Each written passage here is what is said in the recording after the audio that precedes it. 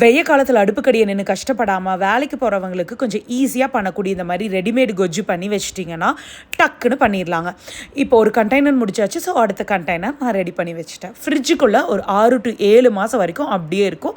கடல முத்தெல்லாம் ஆட் பண்ணுறங்காட்டி ஃப்ரிட்ஜுக்குள்ளே வச்சு பயன்படுத்தினீங்கன்னா ரொம்பவே நல்லது. இது வந்துட்டு சாப்பாட்டு கூட இந்த மாதிரி பிணையலாம். அப்படி இல்லைனா வந்துட்டு நீங்கள் அடுப்பில் வச்சுட்டு கொஜ்ஜுவையும் சாப்பாட்டையும் ஹீட் பண்ணி கூட எடுத்துக்கலாம். ரொம்பவே நல்லாயிருக்கும். இது பண்ணுறக்கு 1/2 கிலோ புளியை 1 லிட்டர் சுடு தண்ணியில் நல்லா ஊற வச்சுருக்கீங்க. ஸோ புளி கரைச்சல் டக்குன்னு ரெடி ஆயிரும். அது ஊறிட்டுருக்கிற கேப்பில் ஒரு பொடி பண்ணுறக்காக இன்னொரு வடைச்சட்டியில் கொஞ்சமாக எண்ணெய், 2 டேபிள் ஸ்பூன் கடலைப்பருப்பு, 2 டேபிள் ஸ்பூன் உளுந்தப்பருப்பு, அதுக்கப்புறம் வந்துட்டு ஒரு கொத்து கருவேப்பில், 1 டீஸ்பூனுக்கு வரமல்லி, 1/2 டீஸ்பூனுக்கு சீரகம், 1/2 டீஸ்பூனுக்கு வெந்தயம், ஒரு 10 வரமிளகா, ஒரு 1/4 டீஸ்பூனுக்கு பெருங்காயம். நீங்கள் கட்டி பெருங்காயம் வேணாலும் போட்டுக்கலாம். இது நல்லா வதங்கினதுக்கப்புறமா இதை ஆறட்டுங்க, நீங்கள் தனியாக எடுத்து வச்சுக்கலாம். இப்போது இன்னொரு கடாயில் ஒரு 1/4 லிட்டருக்கு கடலெண்ணெய், ஒரு 1/4 டீஸ்பூன் கடுகு, 1 டேபிள் ஸ்பூன் கடலைப்பருப்பு, 1 டேபிள் ஸ்பூன் உளுந்து போட்டுக்கலாங்க.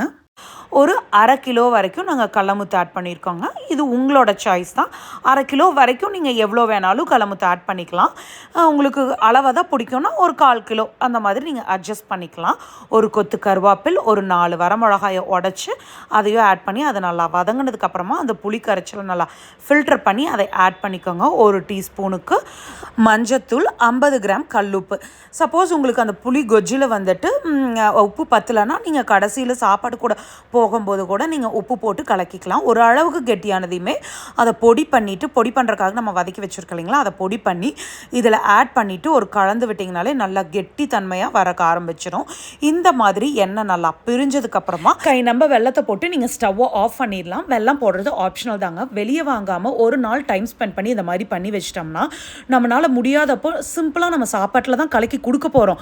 பட் இருந்தாலும் நம்மளாக கைப்பட பண்ணினது என்ன இன்க்ரீடியன்ஸ் போயிருக்குது, ப்ரிசர்வேட்டிவ்ஸ் இல்லை, நம்ம குடும்பத்துக்கு ஒரு நல்லதை தான் நம்ம கொடுக்குறோங்கிற அந்த மன திருப்தி எப்போவுமே இருக்குங்க.